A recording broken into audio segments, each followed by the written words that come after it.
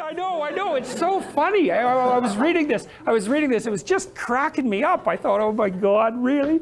Pirate, vampire, oh, that explains it. What about all these damn vampire shows, right? They're so popular online, they're so popular on Netflix. Oh yes, and then there's the werewolf. There's nothing sexier than a werewolf, apparently.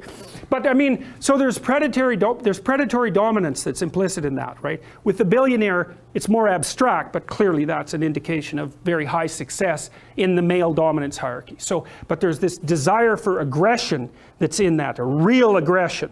Right? And it's not surprising to me at all. It makes perfect sense.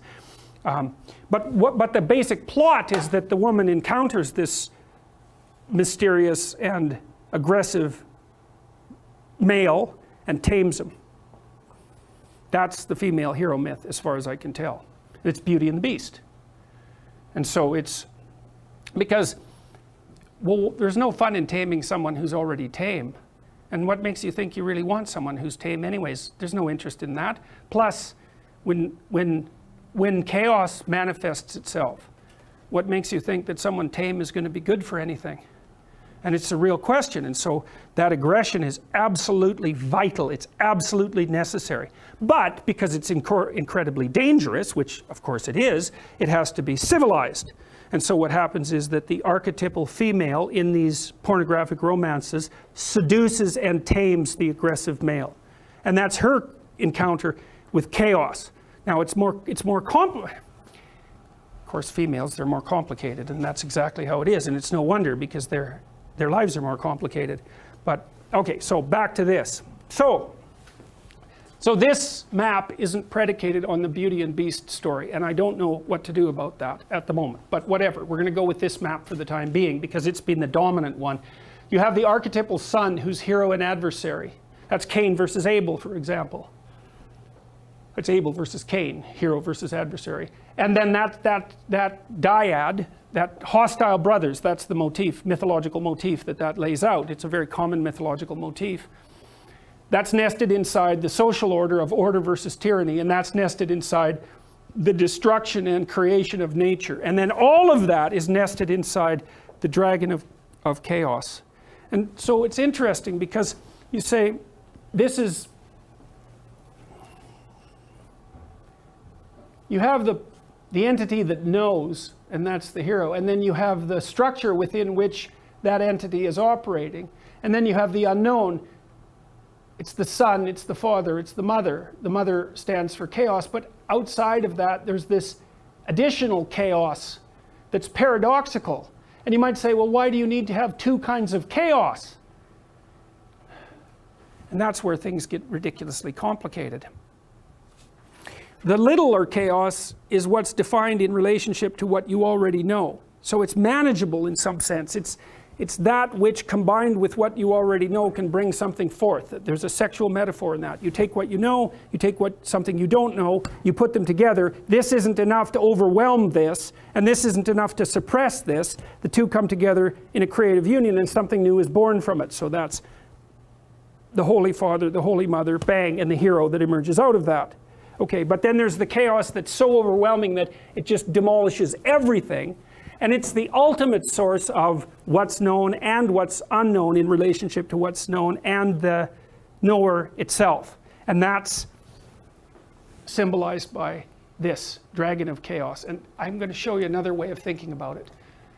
It's the most primordial of symbols. Here's the Piagetian idea. Child occupies a circumscribed domain of knowledge. The child applies that domain of knowledge to the world. Generally that works. Sometimes it doesn't. Something unexpected happens. Okay. And that unexpected thing can be of different cataclysmic significance, let's say. If it's too overwhelming, the child will just cry. And then the parent comes in and fixes up the anomalous thing. But the child's investigating and playing, pushes his food off the table, or pushes his spoon off the table and watches it fall. And is playing, and he's playing at the edge of order and chaos, trying to expand his knowledge domains at the rate that is most palatable to him, we'll say. So what's happening precisely? Well, you can say that the child is in a specific place and is doing a specific thing with a specific outcome, or you can generalize from that and you can say, well, the child is occupying a structure, a cognitive structure. And there's that which is outside the cognitive structure. And then you might say, well, how do you conceptualize that which is outside the cognitive structure? And the answer to that is, you can't, because it's outside the cognitive structure. But it still exists. And so here's a way of conceptualizing it. What's outside the cognitive structure is latent information. It's a domain of latent information. And information means information, right? And so what you're trying to do when you go beyond your knowledge structure is to look for new regularities in the environment that you can map and incorporate them into your structure. But that domain of latent information, that's chaos itself. And that's what's symbolized by the dragon of chaos. That's why it's predator, multidimensional predator, plus thing that holds treasure at the same time. Because in order for us to guard ourselves, here's a way of thinking about it. In order for us to guard ourselves properly against the eternal existence of the absolute unknown, we had to conceptualize it first. I can say absolute unknown. It's like, well, God, you think that's such a strange category. It's the category of all things that have not yet been categorized.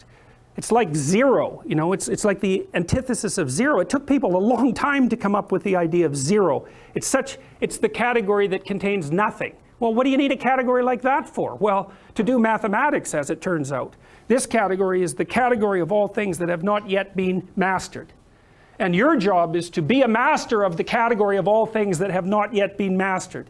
And you're not going to do that till you can conceptualize it. You conceptualize it with the gold hoarding meta predator, because that's your opponent. And your job is to know how to confront that continually and to extract out from it what it holds as value. And that's the permanent solution to the problem, because it's never going to go away, right? It's an eternal thing. All you can do is master it the same way that a surfer masters a wave. You master it in the process of mastering it. There's no solution to the problem except the solution of continual mastery. And so that's what you are. You're a shape-transforming wizard that's doing its best to keep up with the continual transformation of that which you do not yet understand. And I think there's absolutely no difference between that, by the way, and this thing that women chase in their pornographic fantasies. It's the same thing. It's the same thing. The werewolf's a good example of that, and the vampire, right? There's this capacity for what's normal to transform into something that's extraordinarily aggressive and to manifest mastery as a consequence of that. So it's the transforming spirit, and it can transform itself without bound, and certainly in directions that aren't socially acceptable, let's say. There's a line you want to be able to push, and that's again why in the Harry Potter stories, Harry, first of all, is touched by evil, and second is always breaking rules, constantly, right? And he's the most favored. So interesting, because he's the most favored of Dumbledore, precisely because he knows when to break rules. And so it's so interesting, because Dumbledore, of course, is the spirit of, let's call it the patriarchy, for all intents and purposes. And his favorite is that child that refuses to abide by the rules of the patriarchy, but only under the proper circumstances, right? You don't sacrifice the old rule unless you have a reason for doing so. The thing you're doing has to be better than the thing that you would be compelled to do by the old rule. And then you have to dare to do it. And you'd say, well, you're not going to do that unless you're already touched to some degree by the spirit of the snake. And that's exactly right.